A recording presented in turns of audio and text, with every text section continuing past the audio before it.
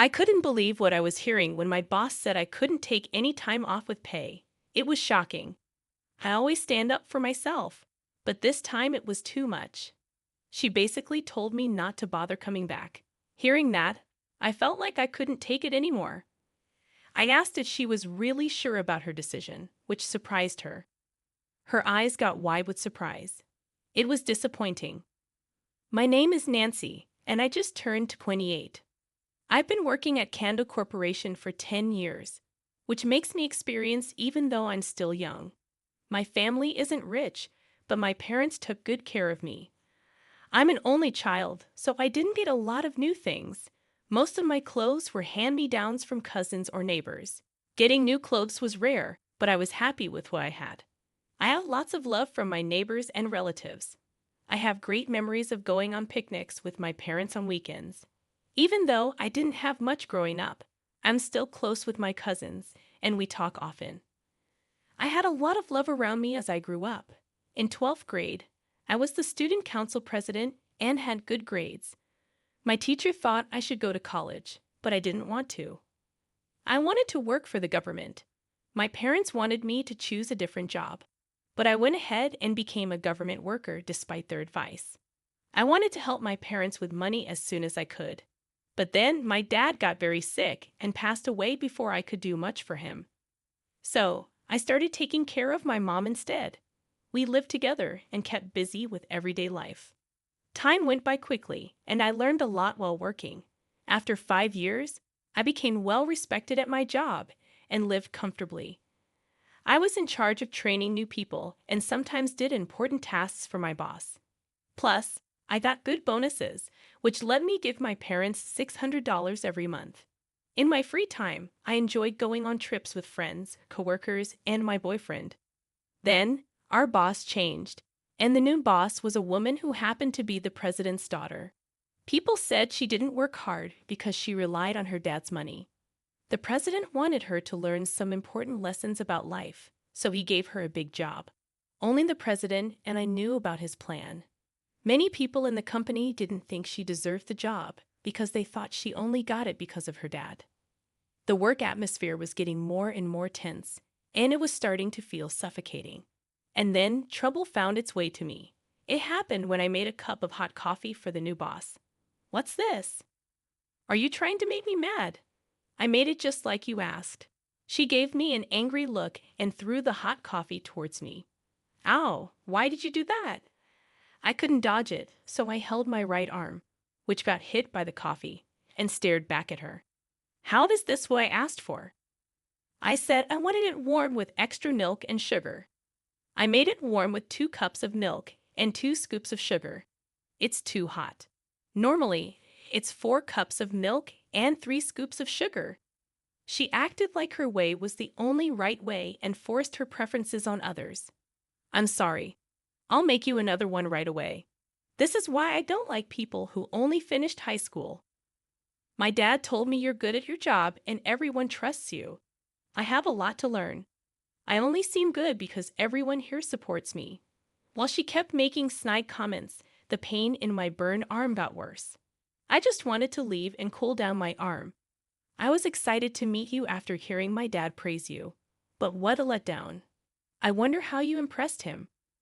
When she said those mean words, a coworker tried to help, but I signaled that I was okay, not wanting to draw her attention. Later, that coworker became her new target.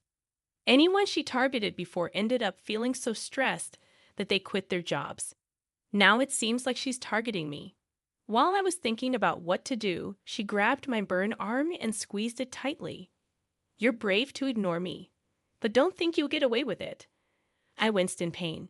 After seeing my reaction, she let go of my arm and told me to make coffee again. I made an excuse and rushed to the kitchen to cool down my arm. It was awful.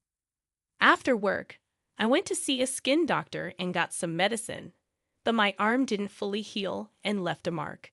So I dressed in a way that hid it, so others wouldn't worry. Since that day, she started bothering me even more. "What's wrong with this paper? It's full of mistakes. Take your job seriously." "What mistakes are there?" I asked, trying to figure out her mood. She threw the paper at me. There can't be any mistakes. I checked it. And it's annoying to be criticized with a red pen. I sighed at her childish behavior. Honestly, this paper needs to be fixed because it's not good enough. You came here without knowing much. Please admit the mistakes and learn. I tried teaching her like I did with other new workers, but her pride got in the way. Don't argue. Just do your job. I'm the boss, so I don't have to do this. And this is what the president wants. You're trying too hard to impress my dad, right? You came from a family without a dad, didn't you? I was surprised she brought up my family. Plus, we never talked about this before. You only have your mom now, right? Your dad worked hard in a poor family, got sick, and wasn't rewarded. Let's not talk about personal stuff at work. I just wanted to chat a bit. You're so boring. I couldn't hide my annoyance when she made fun of my parents. You're getting mad, huh? That's funny. My parents are amazing. You, who know nothing, can't say anything. She quickly replied when she heard my voice change. So, that's how you really are, huh? Is it okay to treat the president's daughter like this? Maybe I'll tell my dad how you've been treating me badly. Do as you please. Fix the test paper and hand it in today. I'm going to make sure you leave this place. As I walked away from her, she whispered something to me, but I ignored her and went back to my desk. After that, she kept being sarcastic, but I managed to teach her some basic stuff, although it was a long process. It included simple things like using the computer and different types of documents. During my break, I sat on the rooftop bench, sipping coffee to relax my tired body and thinking about my future. Suddenly, my phone rang with an unknown number. Hello, is this Nancy? This is Savvy Hospital. Your mom was brought in urgently, and she's in critical condition. Can you come right away? My mind went blank, and I couldn't remember much after that. I left a note on her desk saying I was leaving early and rushed to the hospital in a taxi. At the hospital, I explained the situation, and a nurse took me to see my mom. Mom, this can't be happening. There she was, looking peaceful as she slept. The doctor said she had collapsed at work. When she got to the hospital, it was touch and go. My mom's heart wasn't strong since my dad passed away, and the stress might have affected her. I cried and hugged her tightly for a while. After bringing my mom home, I called the manager to ask for my first paid leave ever. I'm sorry for leaving early today. My mom just passed away. Can I take about a week off for the funeral and everything? Oh, that's why you left early when I wasn't here. It was an emergency with your mom. Her cold tone hurt, especially at such a sad time. I won't approve any paid leave for you. I couldn't believe it. In all the 10 years I've worked here, I've never taken a single day off with pay. Wait, what? I've done a lot for this company. Shouldn't I be allowed to take time off with pay to say goodbye to my mom? You always challenge me. You don't need to come back. When she said that, I couldn't take it anymore. Are you sure about that? I'll take you up on your offer. She kept talking, but I hung up without thinking twice. The funeral went well. I didn't just sit and cry. I kept busy with tasks and sent thank you notes to everyone who helped. It helped distract me for a while. She tried calling me many times, but I didn't answer. Later, the president called me, so I went to the office. After 2 weeks, I went straight to the president's office. On the way, 2 coworkers comforted me. Sorry, I need to see the president first. Their kindness made me feel a bit better. It's Nancy. Can I come in? I asked when I knocked on the door. They let me in right away. Hey, it's been a while. Heard you've been gone for 2 weeks. That's not like you. I'm sorry. Let me explain. I told him everything, not hiding how his daughter treated us. It must have been hard for him to hear negative things about his own daughter, but he listened to me. I'm sorry for my daughter's behavior. To be honest, my wife and I spoiled her, and this is the result. It's okay. I think my parents might have felt the same way as parents. The president smiled kindly at me. Nancy, you're really amazing. My daughter's behavior was my mistake. I've talked to the people who quit in the past 2 weeks. I can't apologize enough for that. This was the first time I'd seen the president look so troubled. Since you stopped coming to the department where my daughter works, things have been a mess. The other day, the whole team even protested together. Really? I didn't know it got that bad. So, what's your plan? The president looked sad for a moment, but then he returned to his usual self. I need your help. When I looked into his serious eyes, I decided to help. Okay, I'm happy to help. And that's when actions were taken against her. Hey, when are you coming back to work? The frustrated manager finally contacted me. But didn't you tell me not to come? Stop that. Everything's a mess here. Come to the office now. I reluctantly changed and went to work. But when I got there, nobody was around. It was weirdly quiet, like a weekend. Isn't it a weekday? This feels strange. While I was alone in the office, I heard yelling and things being thrown from my department. I cautiously went to see what was happening. What's happening? I asked when I saw her causing trouble. She quickly turned and grabbed me. It's all your fault. Since you stopped coming, everyone else did too. Now I can't reach anyone. How will you fix this? I don't understand. Please don't blame me, I said calmly. She let go of me and pushed me away. You're so annoying. Even my dad won't help me. What's going on? How long has it been since everyone stopped coming?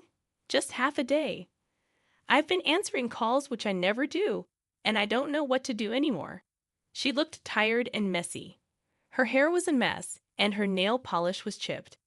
She must have hung her jacket somewhere. There were angry phrases written on it.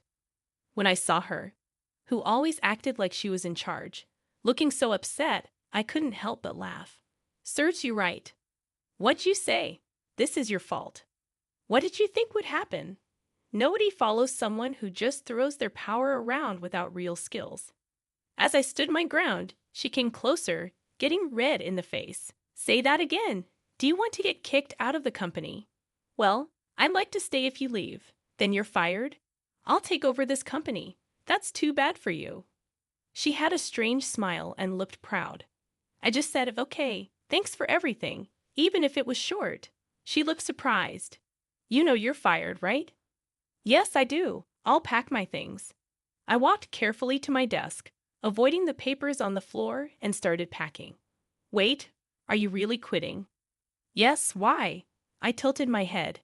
She seemed less confident now, almost desperate. Shouldn't you finish today's work at least? Her confidence was gone, and she looked worried. Did you know it's against the law to deny paid leave without a good reason? It's the law. She looked pale. She was clearly upset. But I kept going. We're all human. I understand we might not get along, but that doesn't mean you can treat people badly. You're not fit to be a manager. I wonder what your parents are like. Who do you think you are? Insulting my parents? You won't get away with this. Well, you insulted mine too, so you're not getting off easy either. She was angry but tried to act tough. We're nothing alike. You're terrible. You said the same about those who left. You treated them badly too. That's right. They made me feel worthless. So I made things hard for them. It felt good when they left. I sighed and looked down the hallway. She followed my gaze and muttered, Dad, why are you here? The president walked in and went straight to her father. There's been a misunderstanding. No need to explain. I have proof of what you did. No, they were jealous of my skills and set me up. I didn't do anything wrong. The president scolded her when she tried to explain herself. You fool! I hoped the capable workers would help you improve. But in the past few months under your leadership, our performance dropped and we lost money. But I made you a manager, so I trusted you, right? I hope you can do better this time. No. If I didn't promote you, you would have quit. The president's serious attitude made her nervous. I never considered letting you take over the company. This time, I'll move you to the countryside to help you learn from the basics. Please understand. You'll be checked regularly, and the people there are reliable. Get ready. She turned pale, lying down and crying and laughing at the same time. I cheerfully said, too bad, to her later that day. The next day, she left the company without anyone seeing her off.